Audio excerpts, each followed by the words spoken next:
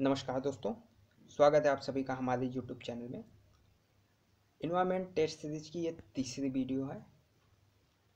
इस वीडियो में जो क्वेश्चन का लेवल है वो थोड़ा हाई रखा गया है, जो विभिन्न परीक्षाओं में पूछे गए हैं। हालांकि ये यूजीसी नेट के जो प्रश्न आए हैं उसके जो है पेपर के प्रश्न हैं, फिर भी ऐसे जो प्रश्न हैं विभिन्न परीक्षाओं में पूछे गए हैं और हमेशा पूछे जाते हैं। तो 30 प्रश्नों की ये टेस्ट सीरीज है। आप लोग कमेंट बॉक्स में ज़रूर बताएं कि आपके कितने प्रश्न सही होते हैं। तो पहला प्रश्न आपके सामने, प्राकृतिक आपदाओं के घटित होने से निम्नलिखित का प्रभाव पड़ता है। निम्न में किसका प्रभाव पड़ता है? आपको कूट के माध्यम से सही उत्तर का चयन करना है। तो इसका जो सही जवाब है ऑप्शन बी, 1, 2, 4, यानी ओजोन में कमी को छोड़ के बाकी सारी चीज़ें सही हैं। निम्नलिखित ऊर्जा ईंधनों में कौन सा ईंधन पर्यावरण के लिए सबसे अनुकूल है? ये 4 ऑप्शन आपके सामने हैं। चारों आपको सही लग रहे होंगे। सबसे सही ऑप्शन कौन सा है?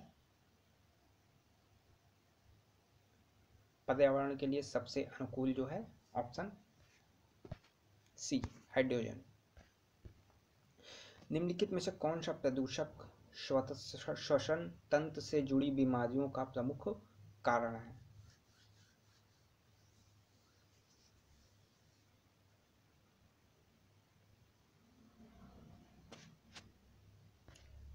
तो इसके लिए जो सही जवाब है ऑप्शन डी, विलंबित सूक्ष्म कण।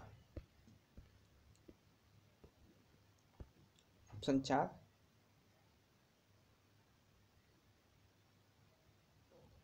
क्वेश्चन नंबर 4 आपके सामने है। 4 का जो सही जवाब है ए। हालांकि इस तरीके के प्रश्न जो है यूपीएससी में ही भी पूछे जाते हैं। क्वेश्चन नंबर 4 के बाद 5 का जो सही ऑप्शन है वो है बी। क्वेश्चन नंबर 6, शहरी क्षेत्रों में नाइट्रोजन ऑक्साइड NOx के कारण प्रदूषण का प्रमुख स्रोत है। NOx नाइट्रोजन ऑक्साइड के कारण प्रदूषण का जो प्रमुख स्रोत है वो क्या है?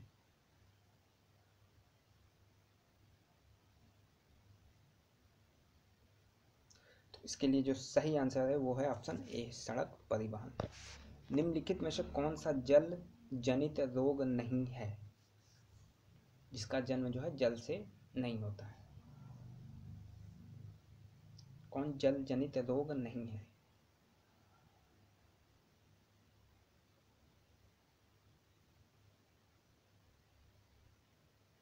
Option D. Question number 8, Bharat सरकार का लघु जल विद्युत परियोजनाओं से वर्ष 2022 तक पावर उत्पादन का लक्ष्य कितना है?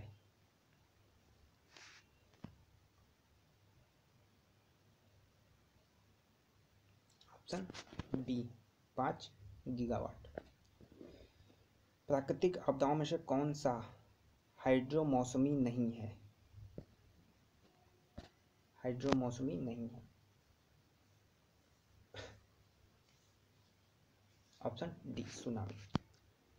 सभी क्षेत्रों के ऐसे वायु प्रदूषक को चिन्हित कीजिए जिससे मनुष्य की आंखों और श्वसन नली में जलन होती है।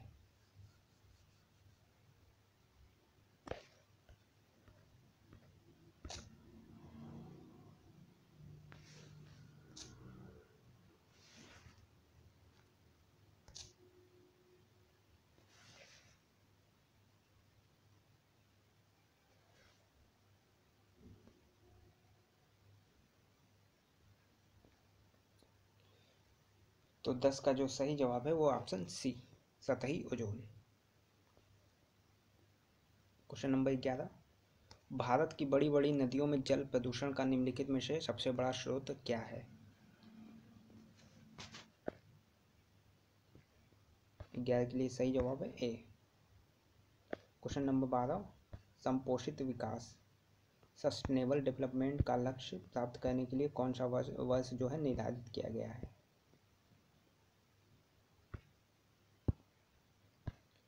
तो सस्टेनेबल डेवलपमेंट के लिए 12 का ऑप्शन बी। ये क्वेश्चन कैंसिल आउट है।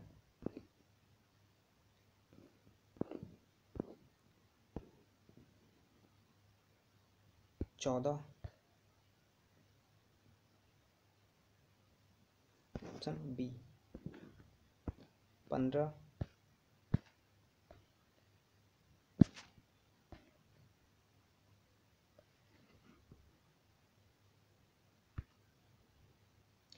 15 के लिए ऑप्शन बी 50%। 16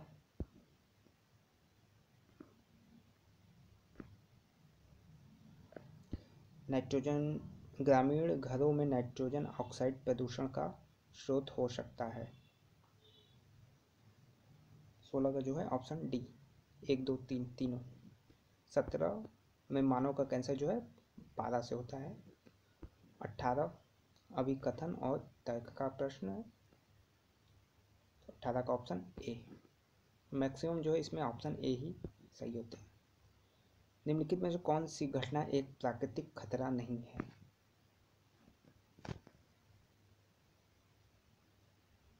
तो 19 का डी रासायनिक संदूषण। 20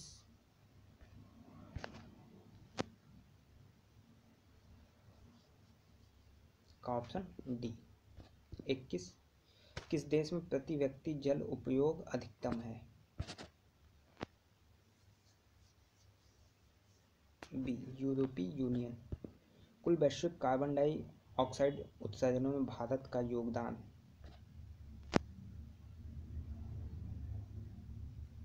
6%। कौन सा संयोजन नवीनीकरण प्राकृतिक संसाधन प्रकट करता है?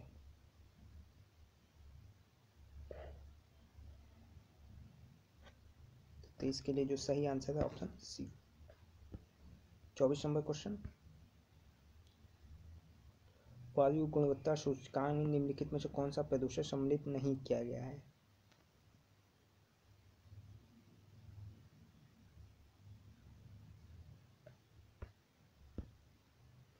तो D option chlorofluorocarbon CFC। 25 number question.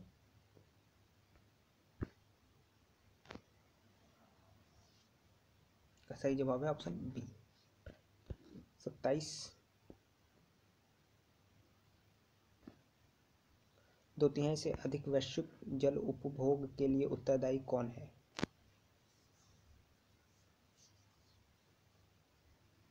तो ए कृषि।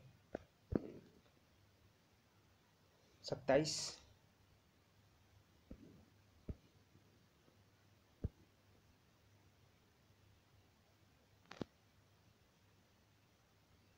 Option C.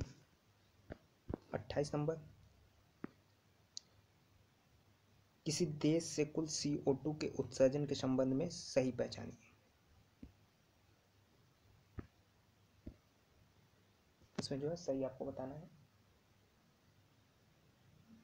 ये क्वेश्चन यूपी PCS प्री 2018 में पूछा हुआ है कि सबसे ज़्यादा CO2 का उत्सर्जन जो है कौन करता है। तो इसमें जो सही ऑप्शन है वो है 28। चीन के बाद USA, फिर भारत, फिर रूस। तो इसका जो सही जवाब है ऑप्शन बी। इम्पॉर्टेंट प्रश्न है, ये आपको मैच करना है।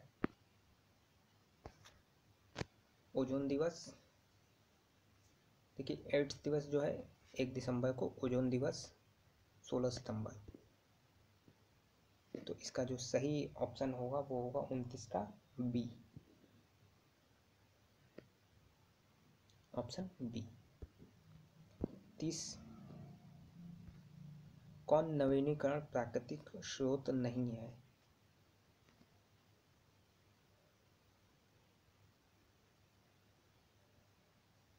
तो 30 का जो ऑप्शन सही होगा वो होगा डी। तो ये 30 प्रश्न थे। आगे की टेस्ट सीरीज के लिए हमारे चैनल को सब्सक्राइब कर लें।